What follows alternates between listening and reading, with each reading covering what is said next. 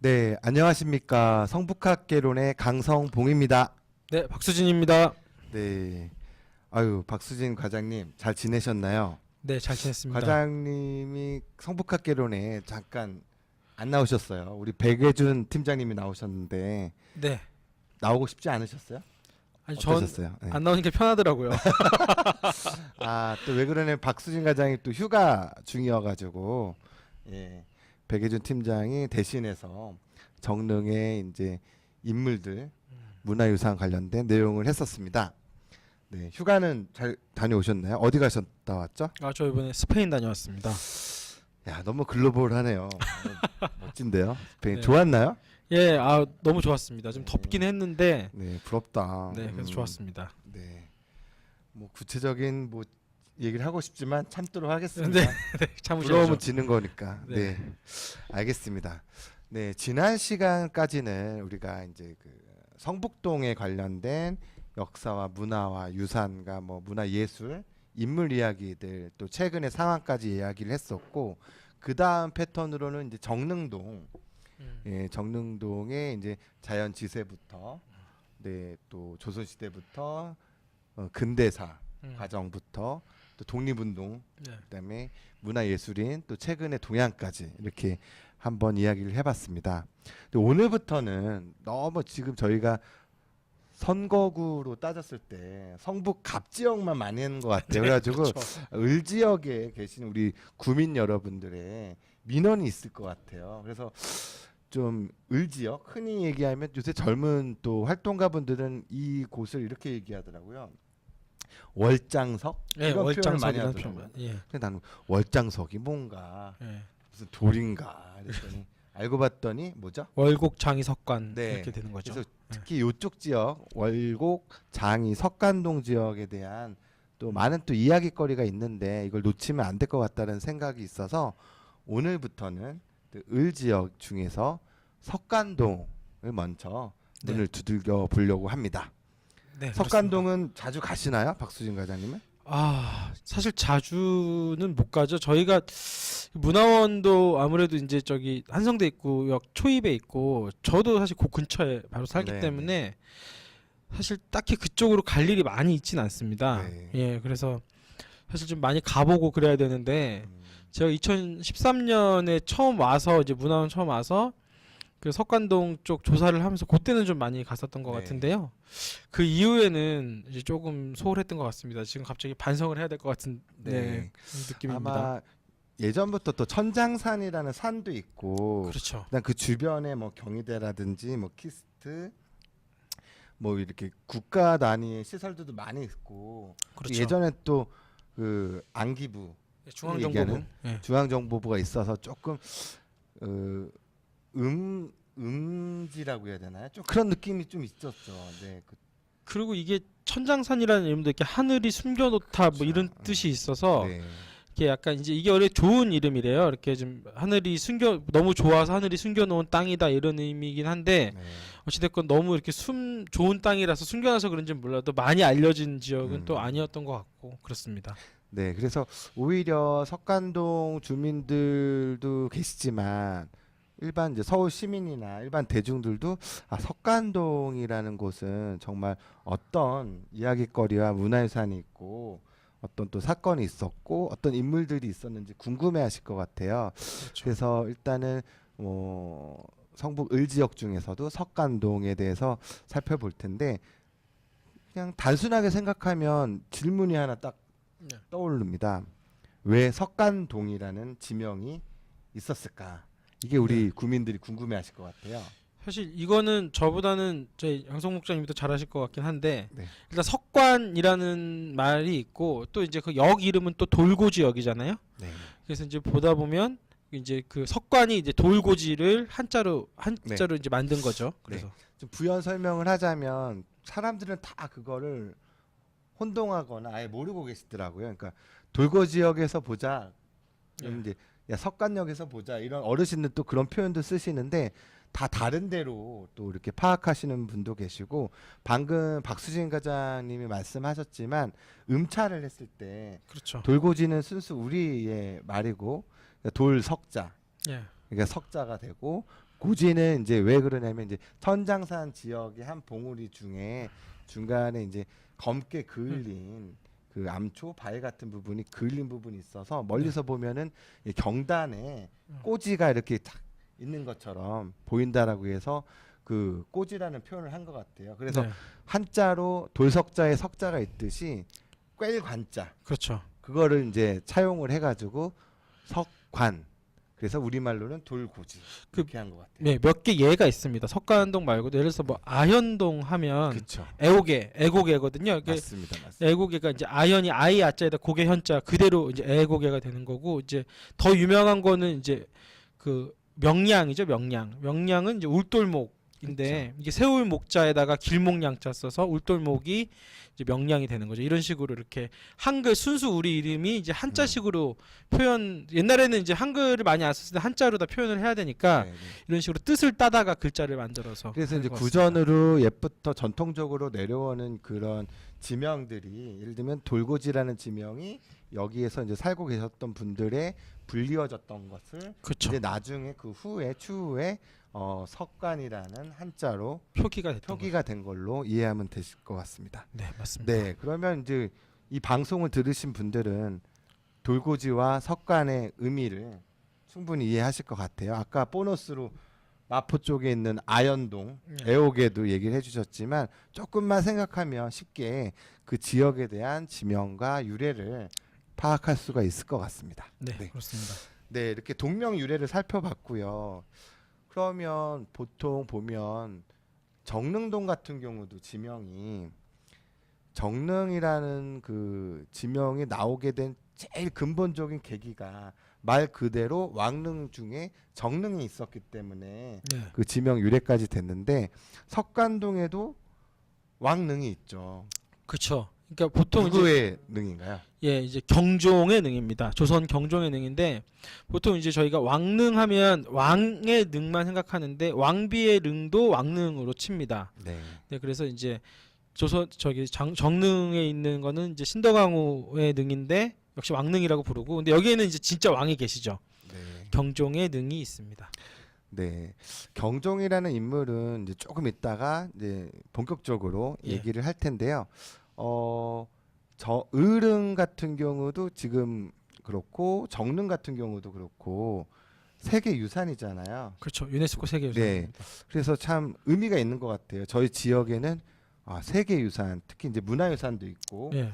또 성북동 쪽에는 간송미술관의 훈민정음 해례본 그렇죠. 있죠. 그건 세계- 무슨 유산이죠? 세계 기록 유산입니다. 기록 유산이죠. 예. 그러니까 세계 유산 중에 종류의 이제 분류 체계가 문화 유산도 있고 기록 유산도 있고 그렇죠. 뭐 무형 유산도 있고 그다음에 이제 아니, 자연 유산도 자연 유산도 있고 이렇게 구분이 되는데 정말 저희 성북구는 유네스코가 인정하는 세계 유산이 있어서 그렇죠.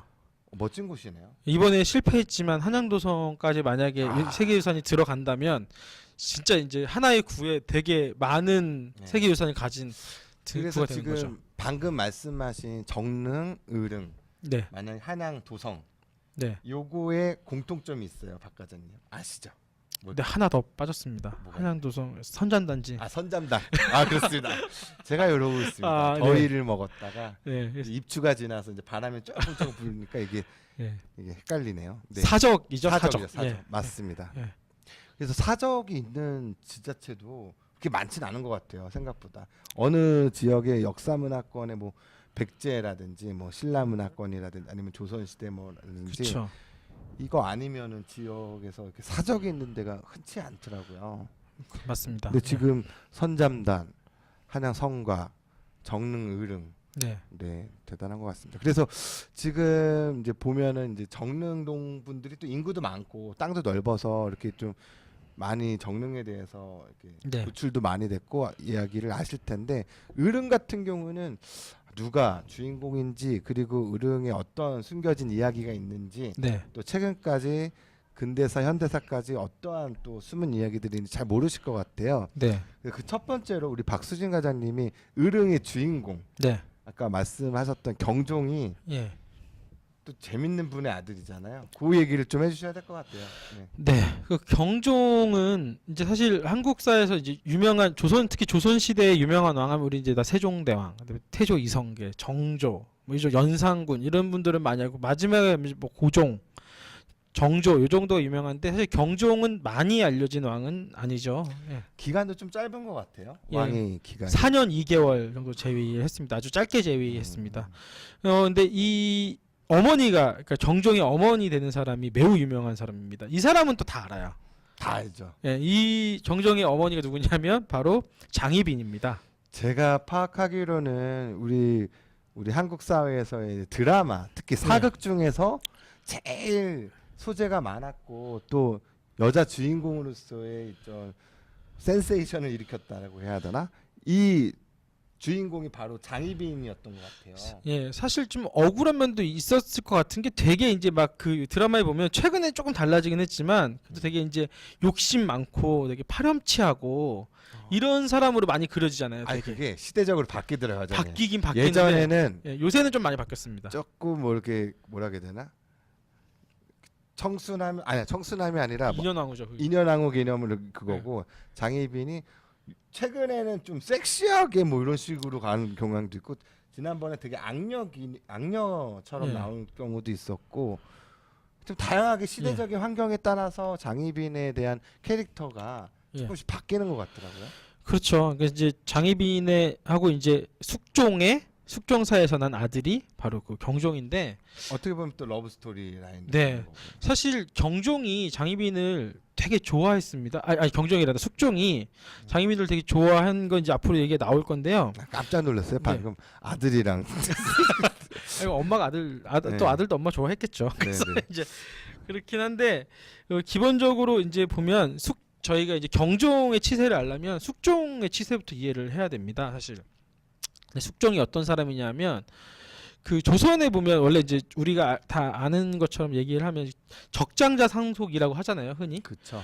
근데 조선 왕 중에 적장자 상속이 된 경우가 그렇게 많지 않아요, 오히려. 그렇죠. 세종대왕 같은 경우도 그렇고 그렇죠. 쭉 보면은 성종도 아니었고, 예. 네, 성군이라고 불렸던 분들조차도 장손으로서 이렇게 왕위 계승이 이뤄진 경우는 극히 없네요. 지금 뭐 문종이라든가 뭐 연산군 이 정도인데 숙종이야말로 그런 아주 대표적인 사람입니다. 그러니까 현종의 아들로 태어나서 원자가 됐다가 세자가 됐다가 왕위에 오르는 그러니까 아주 전형적인 코스를 밟은 거의 유일한 네. 사람이고요. 또 하나는 이 사람이 그러니까 그렇기 때문에 이 사람은 공신이 필요가 없어요. 그러니까 자기가 왕위에 오르는데 빚진 사람이 없다는 거죠. 그렇죠. 예. 그 세력들이 나름대로 줄을 서서 누구를 네. 올릴 것이냐 해갖고 막 이렇게 할 텐데 그렇겠네요. 예, 그러니까 내추럴 본 왕인 거죠, 진짜 이 사람은. 그러니까 어떤 일이 있었냐면 그냥 황금 수저네 여기. 그렇죠. 여기 진짜 황금 수저인 거죠. 이건 뭐 다이아몬드 수저 정도 되는 네. 그런 경우인데 그러니까 어떤 일이 있었냐면 그 이제 조선 후기에 가장 유명한 학자하면 송시열 아닙니까? 이제 뭐 정약용을 그렇죠. 빼면 송시열이죠. 그 송시열 같은 사람은 뭐 현종과 뭐 효종과 현종의 뭐 사부라고 불릴 정도고 어마어마한 사람인데 이 사람한테 사약을 먹인 사람이 숙종입니다.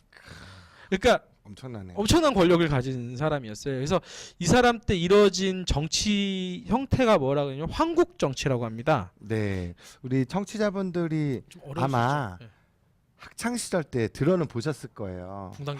붕당 정치 또 황국 정치 뭐 이런 이야기들. 뭐 붕당 정치 얘기하면 되게 어려우니까 짧게 얘기하면 조선이 이제 선조 이후로 뭐 동인 서인으로 갈라지고 뭐 동인은 뭐 남인 북인으로 갈리고 뭐 서인은 노론소론으로 갈리고 뭐 이렇게 나뉜다 이렇게 돼 있는데 이거 뭐 다 복잡하게 알 건 없지만 어찌됐건 숙종 이전에 붕당 정치가 되게 이상적으로 보더라고요. 인조반정 이후에서 숙종까지. 왜냐하면 그때는 만약에 한쪽 정파가 밀려나도 다른 정파를 죽이거나 하진 않고요. 그냥 귀양 보내는 선에서 끝내고 뭐 이렇게 됩니다. 근데 이 숙종이 황국 정치는 뭐냐면 숙종이 이제 마음대로 이렇게 하는 거예요. 그러니까 소론이 마음에 안 들면 그러니까 뭐 남이 서인이 마음에 안 들면 이랬다가 저랬다가 왔다 네. 갔다. 그렇게 막 다 바꾸는 거죠. 그렇게 막 바꾸는데 즉위하자마자 한번 그거를 한번 합니다. 그러니까 이제 예속 논쟁이라고 하는 뭐 어려운 논쟁인데 요거는 좀 빼고 아무튼 거기서 이제 지금까지 송시열의 편이었던 이제 서인이 집권을 하고 있었는데 서인을 쫙 몰아내고 남인들을 이제 등용을 하는 거죠. 이렇게 되는 게 이제 1675년의 일이고요. 그 다음에 이제 남인들의 세력이 너무 커지니까 이건 이제 경신왕국이라고 하는데 남인들을 또 싹 몰아냅니다. 손바닥 뒤집듯이. 예. 그때 근데 이때부터 사람들을 죽여요. 숙종은. 그게 좀 무서운 왕입니다. 그때 그러면 우리 집사람도 이제 성이 허가인데 예. 그쪽에서 제일 유명한 분이 허목이라고 하더라고요. 예. 근데 그럼 이분도 그때 숙청이 됐던 예. 윤유, 허목 이런 사람들 다 유명한 사약을 학자들인데. 네, 내립니다. 그러니까 이렇게 되면서 이렇게 손바닥 뒤집듯이 이제 전국을 흔들 수 있을 만큼의 어떤 왕권을 가진 왕이었다라는 거를 대표적으로 보여주는 거고요. 네. 근데 이제 그래서 그 예. 상황까지는 이제 서인, 남인 이런 개념으로 대결 구도로 갔다가 예. 남인이 이제 물러나면서 남인에 대한 처분을 놓고서 지금 또 예. 의견이 나눠지는 서인들이 이제 갈리는 거죠. 이제 서인들 남인들을 안에서. 남인들을 강하게 처벌해야 된다라고 했던 사람들이 송시열이었고 이 사람을 비롯한 사람들이 이제 우리가 이제 나중에 조선 후기에 가장 유명한 당파인 노론이 되는 거고요. 네. 그다음에 그래도 저렇게 죽이거나 이렇게 하면 안 되고 이제 같이 가야 된다라고 했던 사람들이 이제 윤증이라는 사람 별로 이렇게 많이 알려지지 않았는데 이런 분들을 대표해서 이 사람들이 이제 소론이 됩니다. 이러면서 이게 붕당이 또 나뉘는 거죠. 이게 조선 시대의 이야기고 또 역사적인 팩트의 개념이지만 지금 오늘날의 대한민국 정치 상황이랑도 되게 뭐라고 해야 되나 그렇죠. 연결되는 것 같아요. 어떻게 그렇죠, 보면 예를 들면 지난 정권에 대한 농단에 대한 적폐에 대한 어떤 처분을 놓고 세게 하느냐 아니면 뭐 이렇게 가느냐 또 이렇게 파가 나눠지듯이 그렇죠. 조선시대 같은 경우에도 집권하는 거에 따라서 또 그거에 대한 전 정권에 대한 예. 그 집권 세력에 대한 패단을 처분하는 단계에 있어서 또 강경파와 또 온건파로 또 나눠지고 네. 예, 시사하는 바가 좀 있네요. 예. 예, 근데 이제 요런 와중에 그래서 이제 다시 이때 이제 노론이 남인이 물러나고 이제 그러니까 이제 서인들이 정권을 잡는데 이제 노론 소론이 잡는 거죠. 근데 요때 이제 요 시기쯤에 등장하는 사람이 바로 이제 우리의 주인공 경종의 어머니인 희빈 장씨입니다. 네.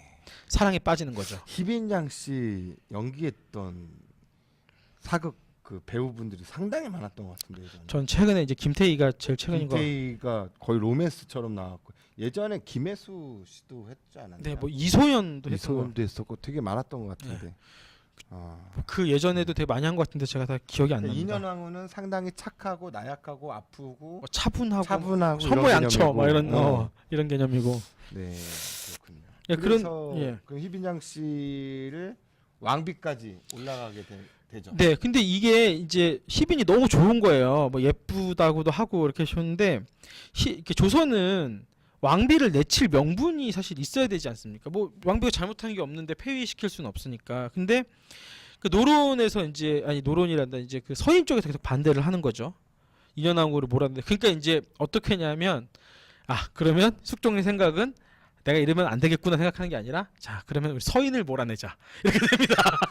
너무 이랬다가 왔다 갔다 하는 것 같아. 네. 그래서 남인 몰아낸다고 남인 쭉 몰아내고. 네, 그래서 이제 인현왕후를 서인들. 폐하고 이제 남인들을 다시 등용하는데 요게 이제 기사환국이라고 합니다. 이제 다시 한번 이제 국면이 바뀐 거죠. 국면이 네. 바뀌었다 해서 환국이라는 말을 쓰는데 이렇게 됩니다. 근데 이제 희빈이랑 그리고 이제 희빈이를 왕위에 올리는데 그 바로 전해에 그러니까 희빈이 왕비가 되기 전에 이제 그 경종이 태어나죠. 예. 네. 희빈이 이제 그 숙종 14년에 경종이 태어나거든요. 그러니까 1688년에 태어나는데 기사왕국이 아마 1689년이니까 아무튼 이제 태어납니다. 이렇게 돼서 근데 얼마 안 있다가 참 5년도 안 걸려요. 이제 안 있다가 이제 희빈한테 이제 뭔가 질린 것 같더라고요. 그래서 다시 인현왕후를 내친 걸 후회하기 시작하고 이러면서 이제 숙종이 다시 인현왕후를 불러들여야 되겠다 싶은 거죠. 근데 이것도 또 명분이 없잖아요. 뭐 아들도 낳고 세자까지 이제 낳은 왕비인데 근데 인현왕후가 너무 그립고 보고 싶고 하니까 어떻게 하냐면 다시 그러면 서인을 등용하자 이렇게 돼서 남인들을 싹 몰아내고 다시 서인들을 등용하는 게 이제 갑술왕국입니다. 그러니까 이때는 이제 서로 이제 서인 중에서도 소론이 득세하는데 이건 뭐 나중에 얘기하면 되고 그러니까 이런 식으로 정권이 계속 바뀌는 거예요. 이제 그런 와중에 희생된 사람이 오히려 그러니까 그 장희빈하고 인현왕후 두 여성인 거죠. 그러니까 반대로 오히려. 그 인현왕후나 뭐 장희빈에 의해서 숙종이 노란한 왕으로 옛날에 많이 그려졌잖아요. 예전 같은 경우. 근데 그게 아니라 어떤 숙종의 어떤 생각이나 판단에 의해서 이 두 여성의 삶이 되게 많이 바뀌었던 거죠. 네, 이게 또 청취자분들이 많이 헷갈려할 수도 있을 것 같아요. 이게 조금 복잡한 상황도 있는데 결론적으로 얘기하면 경종이라는 인물이 을응의 주인공이고 안장자로서 네.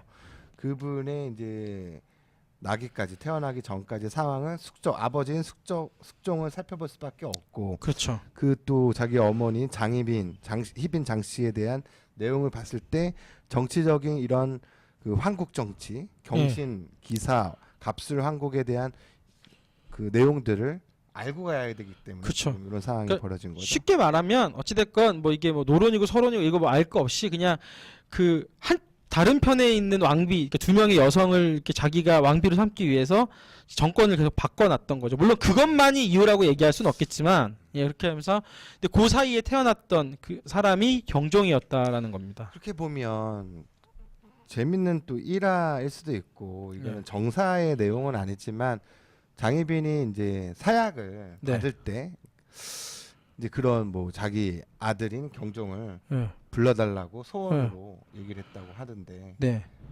그래서 뭐 그 뒷이야기가 좀 다이나믹하던데. 근데 이제 이게 이제 제일 이게 이제 설명 좀 해주세요. 예. 어떤 내용인지. 이제 난감한 거. 근데 이제 경종이 이제 후사가 없거든요. 근데 이제 그거 때문에 생긴 야사라고 생각이 되는데 희빈이 이제 그 뭐 숙종을 되게 저주하면서 그 자기 아들인 경종의 성기를 이렇게 잡고 불구로 만들었다. 이렇게 그러니까 마지막 성불구자로. 소원에 사약을 받기 전에 네. 자기 아들을 보게 해달라 예. 이렇게 소원을 했고 아들인 경종이 와가지고 예. 사타구리 음부를 예. 쥐어 잡았다라는 얘기 아니에요. 네. 근데 이거는 이제 완전히 거짓말일 가능성이 매우 높은 게 거짓말이겠죠. 일단 조선왕조 실록에 나오지도 않고요. 제가 봤을 때는 왕위의 그 제위 기간이 짧았고 네. 또 후사가 없었기 때문에 예. 소급해가지고 좀 예. 조작된 그러니까 희빈을 되게 나쁜 여자로 만들기 위해서. 여자로, 왜냐- 악녀로. 예, 근데 그럴 수가 없는 게 일단 자기 아들이고요. 그렇죠. 예, 그리고 만약에 불구가 됐으면 경조, 불구자? 예, 아니, 성불구자가 됐으면 어. 그 생식 능력이 없어지면 왕위에 오를 가능성도 더 줄어듭니다. 자기 아들이 당연히 그렇게 자기 되겠죠. 세자가 됐으니까. 예, 세자인 상황에서. 그러니까 예. 몇 살에 죽었죠 장희빈?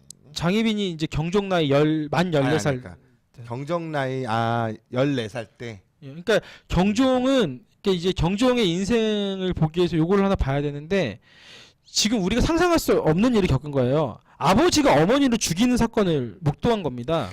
그러니까 이게 그런데 자기는 아버지한테 어떤 불만도 내세울 수 없어요. 왜냐면 자기가 죽을 수도 있으니까. 그렇죠. 이게 지금 보면 우리가 영화에서 또 사도라는 영화 예. 있잖아요. 그렇게 보면은 영조와 사도세자의 그런 관계 내지는 영조와 예. 뭐 정조라든지 지금 요거 같은 경우도 그런 뉘앙스가 느껴질 정도로 네. 그리고 비슷한 것 실제로 같은데요? 숙종이요. 네. 되게 경종을 나중에 안 좋아해요. 아, 그러니까 뭐 좀 뭐 실수하면 세자까지 책봉을 하고 나중에 후위를 받는데도 뭐 실수하면 에이 네가 누구 아들인데 이렇게밖에 못하지 뭐 이런 식으로 사실 자기 아들이잖아요. 그럼 아예 절반은. 왕을 시키지 말든가. 예, 근데 이제 아까도 말씀드렸지만 폐위할 명분이 없는 겁니다. 뭐 그래서 이제 그리고 이제 경종을 적극적으로 이제 그 응원했던 사람들이 소론이라는 이때부터는 좀 알아야 돼요. 소론이라는 세력인데 아까 네. 서인에서 갈라진 세력이죠. 이 사람들이 경종을 끝까지 지킵니다. 그러면 근데 이제 희빈을 죽였던 세력이 있을 거 아닙니까? 그 숙종과 같이 이 사람들이 노론입니다. 그러니까 노론 입장에서는 경종이 왕이 되면 안 되는 거예요. 그렇죠. 경종이 왕이 되면 안 돼요. 복잡하네요. 네, 그러니까 어떻게 하냐면 이때 이제 등장하는 사람이 연인군이라는 사람입니다. 아 이거 보니까 재밌는 게 그러면 어쨌든 예. 숙종과 장희빈에 대한 러브 스토리 관계가 이제 깨지고 그렇죠. 이제 죽고 숙종이 또 새로운 또 숙- 러브 스토리 라인이 숙빈 최 씨라는 사람이 핀체 씨가 또 등장을 하면서 예. 거기에서 또 이제 태어난 아이가 연인군. 연인군 바로 누구죠? 예, 영조입니다. 영조가 예. 되는 거죠. 그렇게 이해하시면 되겠네요. 네. 영조가 또 그렇게 태어났네요. 그러니까 이제 노론은 영조를 미는 거예요. 그 영조가 똑똑했다 그래요. 어렸을 때부터. 그러니까 이제 노론은 영조를 계속 밀고 그러면서 이제 했던 것 중에 하나가 숙종이 왕위에 되게 오래 있었거든요. 40년 넘게 있었으니까, 그러니까 말년에는 이제 몸이 안 좋아지잖아요. 그러니까 이제 대리청정을 맡깁니다. 그 숙종한테. 그러니까 이제 노로는 그때 꼬투리를 잡으려고 그랬던 거예요. 실수하면 이걸로 이제 세자를 폐위하고 연인군을 세자로 올리자 이렇게 하려고 그랬는데 경종이 이런 얘기만 합니다. 뭐 하면 유의하겠노라. 유의하겠노라. 그러니까 이제 하도 유의하겠노라만 하니까 이제 그렇게 얘기하는 거죠. 아 세자 이제 세자마마 이렇게 유의하겠노라만 하시지 마시고 좀 뭔가 대답을 잘 해주셔야 됩니다. 그랬더니 그 말도 유의하겠노라. 아 진짜요? 네. 그러니까 이게 꼬투리를 안 잡히려고 되게 노력을 했던 거예요. 참 경종도 안타까운 가정 환경부터 정치적인 상황에서 어떻게 보면 희생자가 될 수도 있고 또 재위 기간이 짧았는데 실록에도 그렇게 나오네요. 다병무자. 예, 병이 많고 자식이 없는. 없었다. 예. 네. 그러니까 왜 이렇게 나약했을까? 이게 일단 어렸을 때부터 몸이 좀 안 좋았다라고도 하고요. 그다음에 이제 뭐 마음의 병이 있었다라는 얘기도 있습니다. 하도 그러니까 그렇잖아요. 지금으로서 상상할 수가 없잖아요. 아버지가 어머니를 죽였는데 아버지는 너무 당당하게 살고 있잖아요.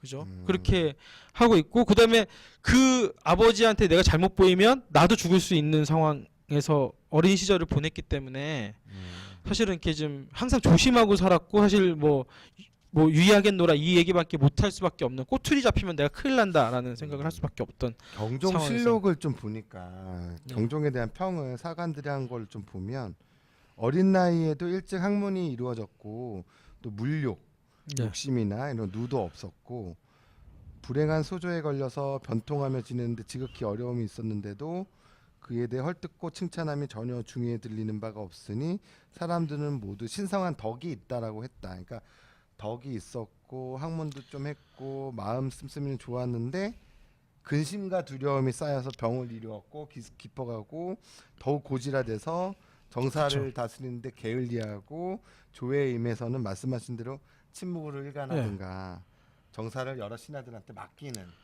이런 식으로 그렇죠. 이게 기록에 남아있는. 그러니까 실록 쓴 사람들도 아는 거죠. 마음의 병을 얻었다는 걸. 그러니까 이제 계속해서 걱정하고 있잖아요. 어떻게 됐든 근심하고 걱정이 이제 많았던 왕인 거죠. 또 한편으로는 그런 설이 있던데 경종도 정조가 독살설도 있듯이 네. 경종도 독살설도 이런. 예, 그거는 다음 시간에 이제 이제 아직 즉위를 안 했으니까요. 즉위 이후 얘기를 하면서 다음 시간에 얘기하면 될 것 같습니다. 그래서 보면은 예.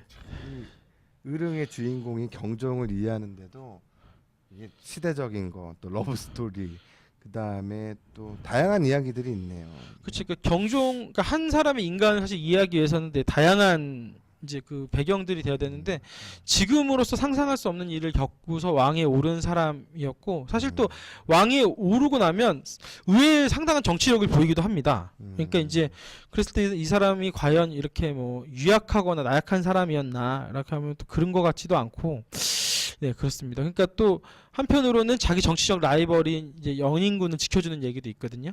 그러니까 의외로 나중에 경종 이후에 영조, 그러니까 연인군이 그 왕위를 받는데 둘의 관계도 되게 궁금할 것 같아요. 이것도 다음 시간에 하면 될 것 같습니다. 알겠습니다. 어떻게 보면 이제 이번 시간에는 이제 석관동에 관련된 첫 번째 이제 시간이어서 조금 더 왜 석관동의 주요 큰 문화 유적과 이야기가 뭘까? 바로 의릉이었기 때문에 의릉을 이해하기 위해서 조금 길었던 것 같아요. 그리고 내용이 조금 더 투박하고 딱딱한 내용일 수가 있어서 우리 청취자분들이 이해하기 어려울 수도 있지만 그래도 우리 지역의 인물이기 때문에 한번 이번 기회에 살펴보는 데 의의를 두려고 합니다. 그리고 또 하나는 이제 이 경종의 치세를 또 이해를 해야 의릉이 왜 그 위치에 가 있나도 이해를 할 수 있습니다. 그러니까 지금 그러니까 그렇기 때문에 이게 저희도 사실 이게 좀 어렵고 재미없는 얘기일 수도 있는데 그래도 이 얘기를 좀 이렇게 길게 한 게 그래도 요 그런 배경들이 있어야 나중에 이제 그 경종의 치세, 그다음에 의릉의 위치 이런 것들이 더 확정 지어지게 되기 때문에 좀 요 얘기를 좀 해봤습니다. 네, 알겠습니다. 그러면 이제 다음 시간에는 이제 즉위 이후 즉위 이후에서 이제 능을 만들고 만드는 관계, 그다음에 영조와의 관계 이런 내용들을 좀 이야기를 할 거고요. 독살설에 관련된 내용들 이런 것들 살펴보도록 하겠습니다. 아, 제가 오늘은 저기 석관동 쪽 돌고지역 쪽에서 점심 먹었거든요. 근데 갑자기 이제 건물이 높은 건물이 있어서 한식 식당이 있어가지고 먹고 왔는데 맛있더라고요. 저는 근데 그 전경이 너무 좋은 거예요. 여기 북한산 자락이랑 도봉산이랑 천장산 자락이 다 보이더라고요. 그래가지고 야, 이 지역이 이렇게 뭐라고 해야 되나 형세가 보통은 아니구나라는 걸 오늘 느꼈거든요. 점심 때. 저는 저 동네에서 대충 먹었는데 맛있는 거 드시고 좋은 경치 보고 아니 제가 제 돈 주고 예. 우리 문화원 민문기 선생님 밥도 사주고 왔어요. 예. 예. 아무튼 남이 사주는 게 제일 맛있긴 해요. 그렇죠. 얻어먹는 밥이 제일 맛있죠. 예. 네, 알겠습니다. 네, 그러면 오늘은 성북학개론 이제 석간동 그 의릉의 주인공인 경종에 대해서 살펴봤고요. 경종이 왕위로 즉위한 이후의 예. 과정은 다음 시간에 살펴보도록 하겠습니다. 네, 수고하셨습니다. 네, 수고하셨습니다. 네, 감사합니다.